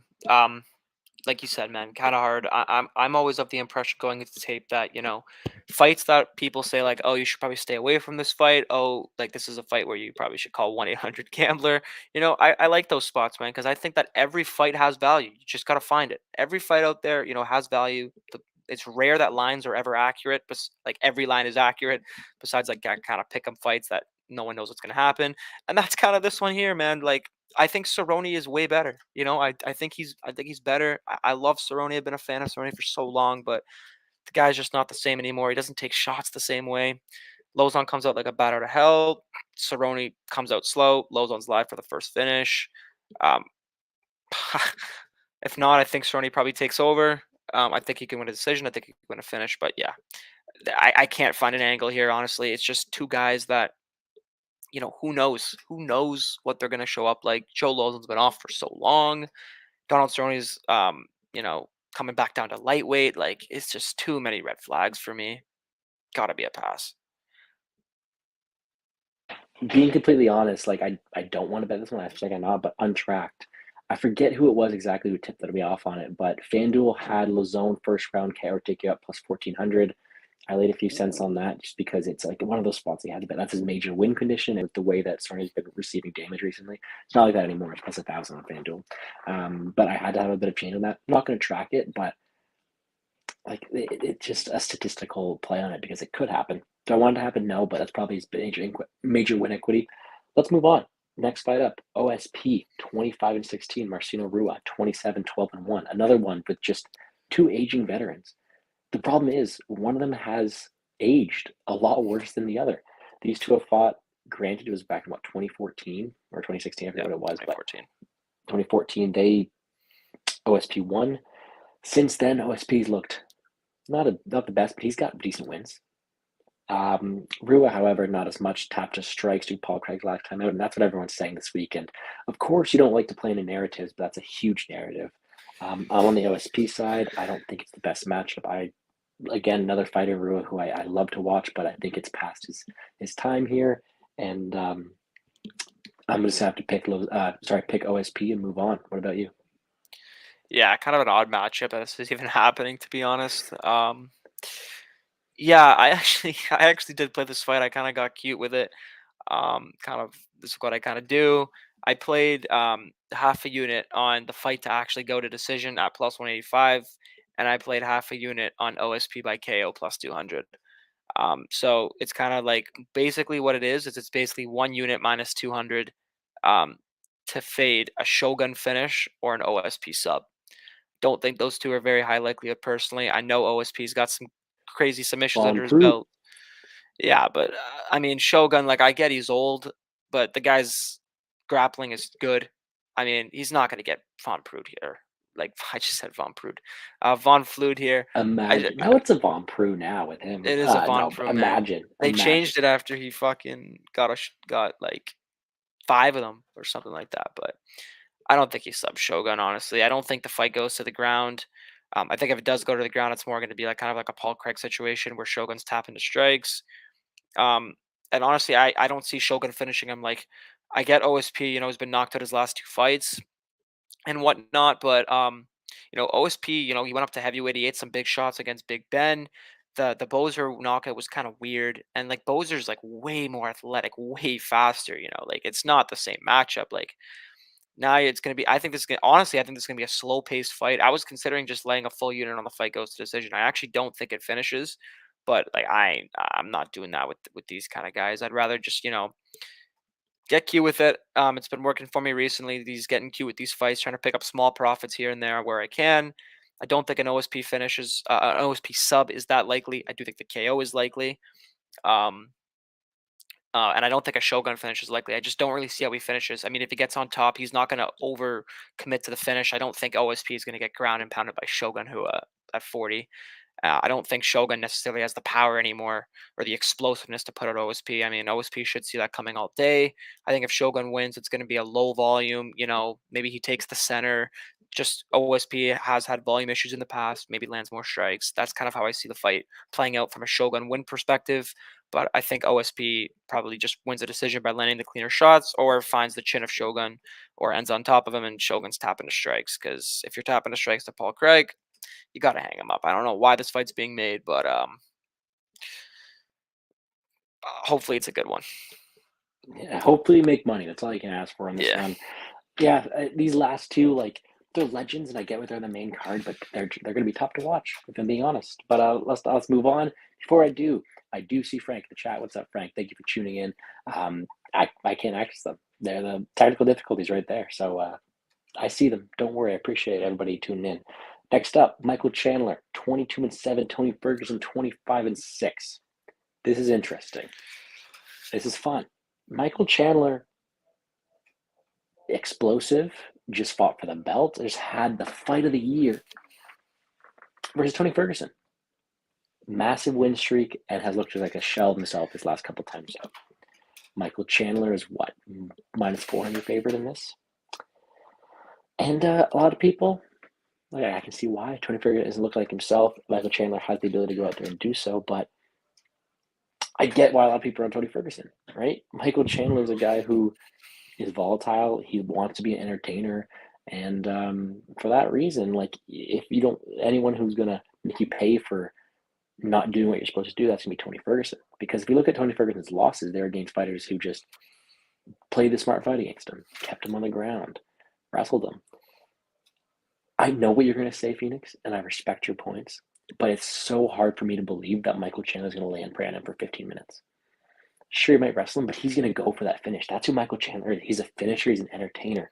And for that reason, I don't see him finishing Tony Ferguson that high of a clip. So is he going to tire himself out? Is he going to, what's going to happen here? I still think Tony Ferguson's more durable. I still think that Michael Chandler has been chin checked and I don't think has the best durability. So what's going to happen? I think that the line of the inside the distance only is too wide on Tony Ferguson. I played that for half a unit plus 275, but I'm not overly confident. The one thing I'm going to say is I just said I don't see Tony Ferguson getting finished, and I get that might be a hot take because of the way he's looked recently, but if you told somebody 2 years ago that Tony Ferguson was $6,600 on DraftKings, sorry, that was so wild to take a double step on that. $6,600 on DraftKings, no one would believe you. He was the best of the best division fighting against Khabib there. A lot of people thought he was going to have a chance. And now he's $6,600 to a guy, Michael Chandler, who has had durability and cardio issues. I'm going to play some Tony Ferguson. I think it's a fun fight. I'm hoping for some fireworks. Honestly, no matter how much I like and respect Michael Chandler, I'm cheering for Tony Ferguson to be the former version of himself. I think all of us are. And for that reason, I'm just hoping for a banger. Give me old style Tony. Give me a fun fight. Let's do this thing. Phoenix, tell me why you disagree. Oh man, yeah. This is a fight that I kind of ruined for myself. I have two units on the fight. On the fight goes to decision at at plus 165. Half a unit on Chandler by decision as well. So I actually have a pretty decent amount invested on this fight to hit the cards. Man, I agree with what you said. Like Tony Ferguson, say what you want about him. He's been looking bad recently, but his last two fights, he's been grappled. He's been grappled, he's been held down. If you go back to the last fight, like against Justin Gaethje, man, like that guy, 8 shots that I think if Justin Gaethje hit me with one of those, I would die on the spot. Like Tony Ferguson's durability is off the charts. Yes, that could have taken a lot out of him. Don't get me wrong, that could have like really brutalized the chin. He took a lot of damage in that fight. I mean, the fight had to be mercifully stopped because Tony Ferguson's brain wasn't functioning properly anymore. But what I will say is he's had 2 years since that fight. He hasn't really taken a lot of damage strike wise. I mean, he's taken a lot of limb damage, and the fact that Oliveira almost ripped off his arm and Benil almost ripped off his leg. But you know, Tony Ferguson is durable. I think Tony Ferguson is super, super, super durable. I don't know if Chandler finishes him at too high clip. I get that Chandler's super powerful. I get that Chandler is that guy. He's explosive. He looks for finishes, but it's hard for me to see, Chandler finishing Tony Ferguson in a 3-round fight. Like, this is not a 5-round fight. This is a 3-round fight. You know, and from the Ferguson side, like Chandler, um, even if Chandler is a little bit chinny, um, overall or a little bit not too durable. I mean, Tony Ferguson's kind of a guy that breaks you. So, um, he's a guy that kind of breaks you with volume. He hasn't scored a TKO since I believe 20. Oh, yeah, yeah, go. Can I just say one thing? Have you seen the press conference at all? I have not. I'm watching that after the stream, actually. Okay, I want you to look at how Tony Ferguson is sitting the whole time. He's sitting like this, and I don't know if it's on purpose to show off a choke or something, but that's what it looks like to me. Maybe I'm crazy and overthinking everything, but it looks like he's sitting with his hands constantly like he's about to choke somebody. And like if he does, I'm so sorry, but that'd be classic. Oh, if Tony Ferguson. Okay, first of all, before I get into that, jiu-jitsu does not work on Michael Chandler, man. Have Charles Oliveira had this guy's back in a full body triangle, going for a choke, and Chandler just explodes out of it. Crazy, insane how he got out of that. I don't like if Tony Ferguson comes out here and subs Michael Chandler, man. That would be, I'd lose money for that. You know what, man? It's okay. We can work. We can work. We can go get that money back. Um, that would be awesome. I would be fine with that. But that's crazy if he gets that. But like I said, Tony Ferguson hasn't scored a proper TKO. That's not been a doctor stoppage since I believe 2016. He's kind of a guy that breaks you late. Like I said, I don't think Ferguson subs him, but that would be something. So I don't see a lot of finish up. Like at worst, I think that the fight going to decision should be like -125 here, and at +165, I think it's just kind of like you have a guy in Michael Chandler, super duper powerful. You have a guy in Tony Ferguson who's been looking like crap recently. Put those two together, Michael Chandler blasts him out of there. Like, do we know? Are we talking about the same Tony Ferguson here? Tony Ferguson is not a normal human being. That guy eats shots that very few people on the planet can eat, unless his durability is completely gone, which I don't think it is. Blago Ivanov. Literally, Blago Ivanov. I think Tony Ferguson's more durable than Blago Ivanov, man. That guy, Tony Ferguson, is not a human being. And I don't think Michael Chandler finishes him, honestly. I think it could be a war. Um, Part of me does think that Chandler will go to wrestling, though. I'm not saying that he's going to blanket him like what Oliveira or what Benil did. Like you said, you're right. Michael Chandler's an entertainer. He likes to go out there, put on a show for the fans, especially in front of an actual crowd. But, at the end of the day, it's got to be in the back of his mind that, if I lose this fight, he has said on multiple occasions, like he will feel as if his UFC career, he will feel as if his career is not complete without that UFC strap. I think Michael Chandler is a guy that wants that belt. He knows he's at the tail end of his career. And if you're dropping a fight to Tony Ferguson, I understand that, we know that, if this is a striking fight, Tony Ferguson is live every day of the week. He is live. Tony Ferguson, he's lost his fights by grappling. Who's to say he still can't strike? But the perspective and the perception of Tony Ferguson right now is that he is done. So if Michael Chandler goes out there and loses to Tony Ferguson as a -400 favorite, it's not happening, man. Like, he's gonna have to put together some sort of run to get that back. He knows that. I think he'll mix in takedowns just to surprise Tony. I don't think he's gonna like lay on him or anything like that. But again, I was thinking about taking a shot on Tony, man. +300 is just disrespectful for a guy that I don't think is going to lose in the way he's lost his last 2 fights. I think Tony Ferguson is live against anyone on the feet. He's crazy. He's dynamic. He's unorthodox. And Chandler, could gas out. If he has him hurt, Tony doesn't get finished. Tony could bring it on late. That's what Tony does, man. Tony breaks. Tony has got some next level pace. That guy does not breathe heavy. That guy's got some of the best cardio in UFC history. He'll keep coming. I could see him breaking Chandler late, man. But again, I just think that, and I get the fight could finish, but I think at +165, man, I got to be on that. I just do. I don't think the fight finishes. more often than it does finish. And for that reason, when you're getting me plus 165, I've got to go a pretty decent size there. I just got to. I hate it. I don't like it. I regret it because I want to enjoy the fight. I want to see Tony Ferguson get a Darce choke in there. But that's my action, and I think it's going to turn out as a sharp spot in hindsight, but I could be wrong.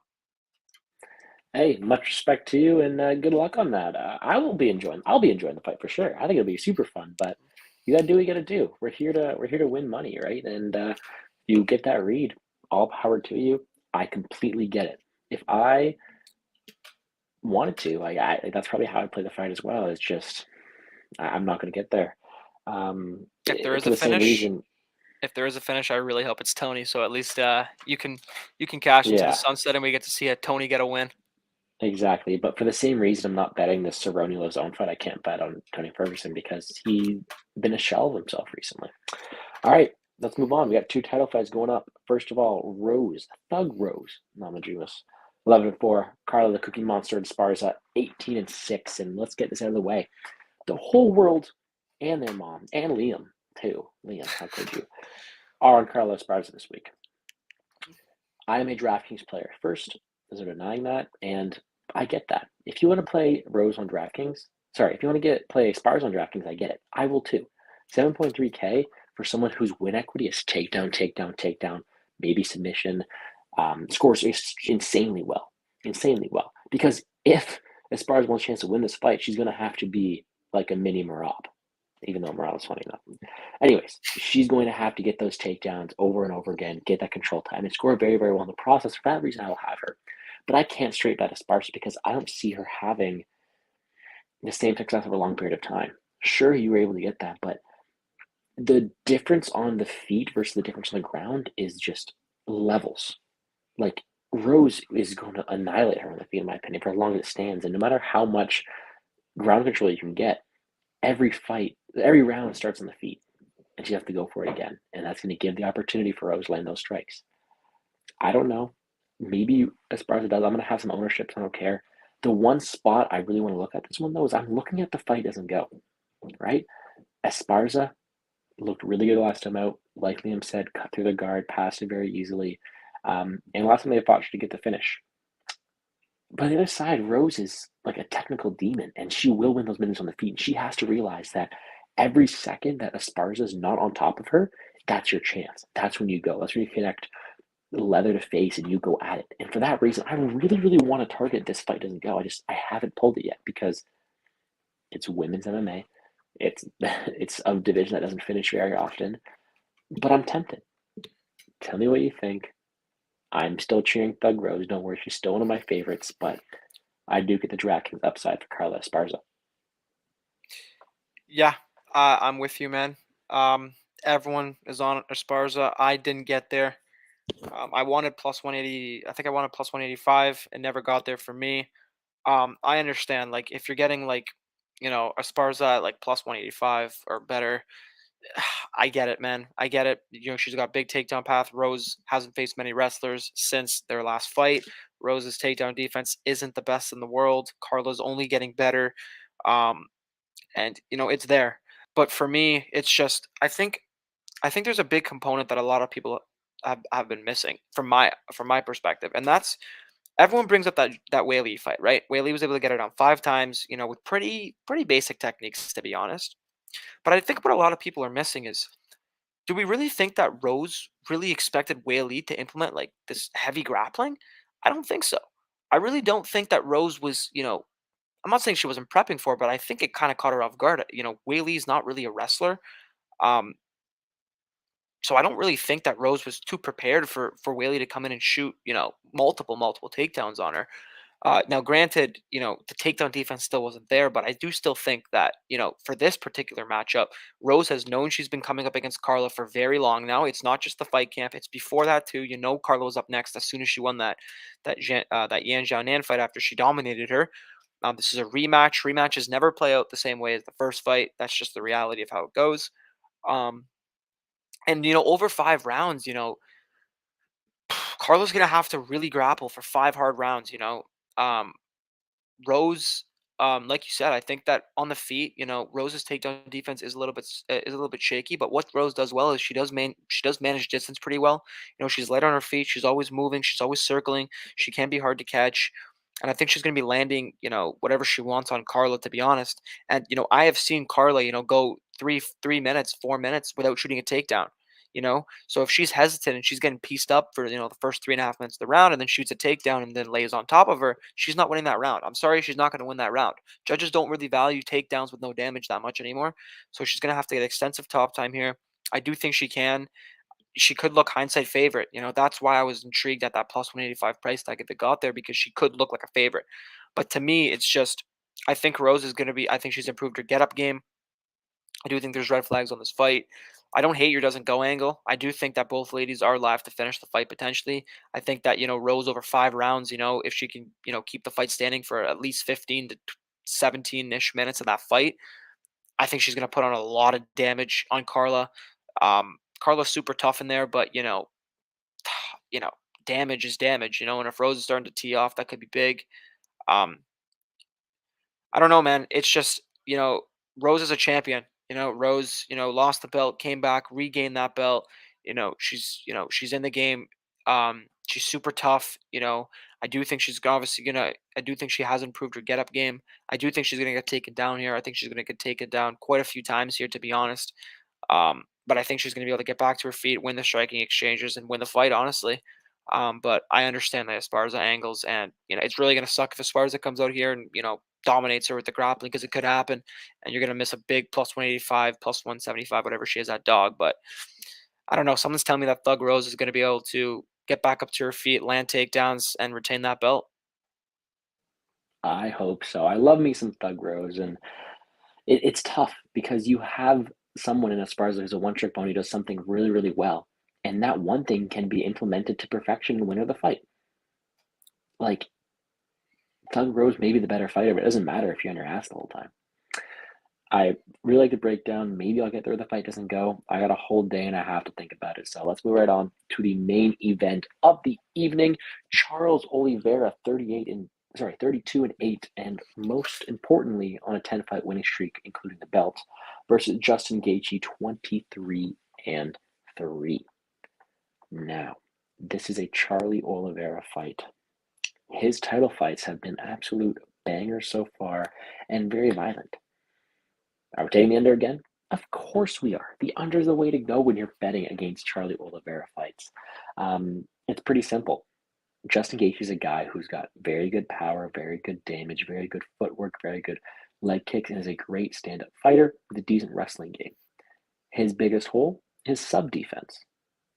Charles Oliveira's best attribute, his sub offense. So that plays into each other. However, there's the other angle. Like Liam mentioned, you have a guy in Oliveira who has been chin checked, who used to be quoted, not something I said, but used to be called a quitter. It's very binary. Isn't it just Gaethje on the feet or Oliveira on the ground? Am I oversimplifying it once again, or what are your thoughts on this one?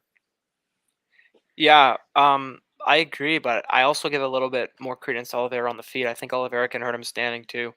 The longer that the week's gone on, I'm never gonna lay. I'm with you. I laid 2.5 units on the under at minus 150. I think the line is insane, man. Like, I see some books were hanging out there like minus 135. Like, this is with every Oliveira under. Like, the under against Chandler I was on was minus 135. Like, are you crazy? The Poirier under was pick'em. I think it even was like maybe even dog money for times. And I think if you ask me right now, Oliveira Chandler, Oliveira Poirier, Oliveira Gaethje, only one of these fights is going under. Which one are you picking? I think I'd pick this one. I think I would pick this one. Justin Gaethje, in my opinion, has the most power out of the three, is the most dangerous out of the three, especially in the pocket where Oliveira's, land strikes. And I think Justin Gaethje is the easiest guy to submit. Like I said, Chandler Jiu-Jitsu doesn't work. Poirier, BJJ black belt, Oliveira was still able to go out there and submit him. If Oliveira gets this fight to the ground, if Oliveira can transition to the back at any moment of this fight, the fight is over. The fight is over. I'm very confident in saying that Charles Oliveira is probably the best pure BJJ guy in UFC history. I think the guy is incredible on the mat. Most submissions in the division, most submissions in the UFC by quite a landslide. And Gaethje's submission defense is not great, albeit small sample size. But getting sub by Khabib isn't the worst thing in the world, but getting somebody Khabib in 20 seconds where he's literally just doing whatever he wants to is like, come on, man. Like Oliveira can do that as well. But I actually think the more that the week goes on, like I like those spots. That's where I'm going to be at. I also have a bet on the under 1.5 too at plus 160. I think that's kind of crazy as well. I think there's a good chance it goes under 1.5, so I have that very small. But I'm going to stay with that, but because I'm never going to lay Oliveira at minus like 170 against a guy as dangerous as Justin Gaethje.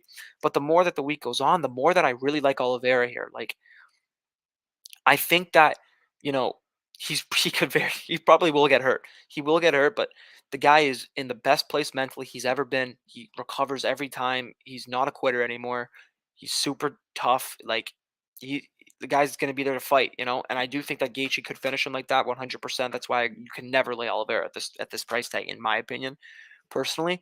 But I think that, I think Oliveira's going to drown him, man. I think Oliveira's going to put a pace on him. I think he's going to walk him down. Gaethje is saying he doesn't want to go back, but I think Oliveira's not going to go back. I think Oliveira's going to come forward, and I think Oliveira's the better technical striker by quite a decent amount. Gaethje's more powerful. Gaethje's got those leg kicks, but man, Oliveira has a diverse skill set on the feet, man. Knees to the body, front kicks to the body. Gaethje does not like it to the body.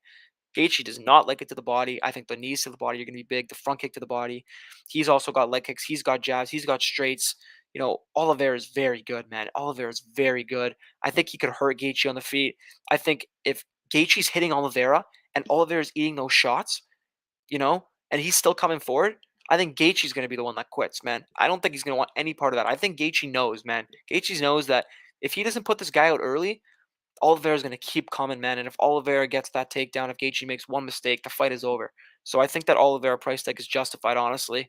I think he's going to drown him. I think he's going to get him out of there in the first or second round by submission. I think he's probably going to get hurt. I think what's going to happen is he's going to get hurt. He's going to recover. I'm going to be like, oh my God, just go out because I have the under 1.5 and 2.5. I'm going to be like, oh my God, just go out Oliveira. And then he's going to come back and he's going to put it on Gaethje with strikes. He's going to get that back and he's going to sub him and he's going to make my day because I love Charles Oliveira. I love that guy. I want to see Oliveira versus Makhachev badly because the line is just disrespectful. Like Makhachev opened in the future against Oliveira like minus like 450 or something like that. And Oliveira was like plus 380. Like, are you kidding me? Like, come on. No, that is just disrespectful. Makhachev I'd favor, but man, plus 380 on Charles Oliveira. If Charles Oliveira wins that fight, I will be hammering that line like two units probably because it's Makhachev before it goes down. So give me Charles Oliveira. He's got a tough task in Justin Gaethje. Very dangerous fight. Give me violence. But give me the champ to get him out of there in the second round by submission.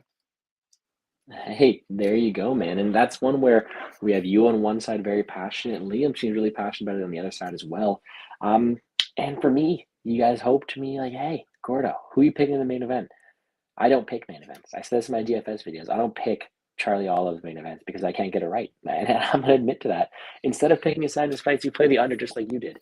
I have an individual play on the under 2.5, but I also parlayed up the fight doesn't go.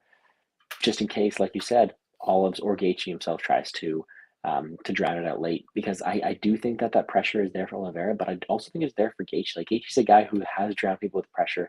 Those leg kicks over and over are going to make it harder for Oliveira to explode. It's going to be a close one. Honestly, if it was a pick 'em, I'm taking Oliveira, but the plus money on Gaethje is really tempting. I'm not going to get there, though. I'm going to stick with my unders. I'm going to hope for a good fight. DraftKings-wise, you have to target this one because it's going to score high. If Gaethje wants to win this fight, he's going to have to I think he's going to have to knock him out. And in doing so, he's going to have to – it's going to be a war of attrition. I know he's got a lot of power to land knockdowns, and Olives has been knocked down before, but Oliveira showed very good recoverability and ability to come back. And so if you're going to want to defeat him and get your hand raised, it's going to have to be constant damage, which will score very, very well. Maybe not just one knockdown, maybe a couple. But with that, man, we're done the 15-fight slate, and we've had a lot of really good spots. I mean, I'm going to ignore the fact we've had like 25 technical difficulties and just applaud us for getting through all 15 fights. Let's hope come Saturday afternoon, there's still 15 fights. I don't want to get off a plane and have Candelario versus Tara be out again, but I think that this was a really good breakdown of it, and I really enjoy your thoughts on it. I enjoy what Liam had to say as well. If you guys want to know his thoughts on the main card, like I said, his YouTube channel is right below. But before we go, a couple questions. Number one, let everybody know where they can find you. And number two, do you have any action on Bellator or PFL tomorrow? Yeah, so where you can find me, just the handle below, Phoenix_MMA on Twitter. I just post breakdowns In there for every bio. time I make a bet. Um, might get the YouTube running back up again. I wanted to wait until, I was having a bit more success with the results. I think that has been happening. I've been on pretty good last 2 months. Um, hoping to keep it going into May. So I might start that back up soon. But yeah, if you want to find breakdowns on my fights, I make like 2-page max breakdowns on every fight I bet. And for your question with the PFL Bellator, I do not have any action. I did not get to look into it. Um, but I did see the crazy PFL thing with the Magomed Losing guy, points. Yeah. the Oh, the Magomed visa guy, issues. Visa, and then Ray Yep. Cooper missing by what, 5.5 pounds? Kind of crazy. Yep. The way that PFL works though in the tournament style makes it so crazy because he's not getting any points for his fight, and his opponent automatically gets the win. And if he finishes the other guy, he's getting it. Anyways, the point system makes it really weird, but I think it'll be fun. I'll be watching that tomorrow. But I appreciate you coming on. Like I said earlier in the videos, best Twitter breakdowns in the game. So go check it out if you guys want to know more about what he's playing. It is down below, the link below in the description. He breaks down every fight a lot more than I do. I just post them and I talk about them here. Sometimes I talk about them so much that my Wi-Fi cuts out like 20 times. So once again, thank you to everybody for joining in. I know Phoenix got a good laugh at me. I'd be cutting in and out and then just seeing Phoenix just laughing his ass off at me making mistakes. But it was a lot of fun breaking down. I think it'd be a very, very fun entertainment card. I think it'd be a lot of fun on DraftKings, a lot of very volatile fights with an opportunity to score some money. Now is the time for everybody to go check out my DFS video. I think it was pretty well done. But no, starting next week, we'll have the Wi-Fi settled. We'll make it good, make it all pretty behind me as well, and we'll break it down and keep making some money this summer. I know, like everyone's saying, hot. No hot girl summer. It's Gordo Gamble's MMA summer. We're making bank. We're rolling in it. Hopefully next time I won't have the burden of a Penn's L over my head, and we'll get her going with straight good vibes. But I appreciate you for joining me. Huge shout out for Liam for joining me as well. I had a lot of fun doing it. For all those who are watching this live, DMs are open. You can talk to me about fights, and you can go check out that DFS video. And with that, guys, let's make some money. Cheers, guys, and good night.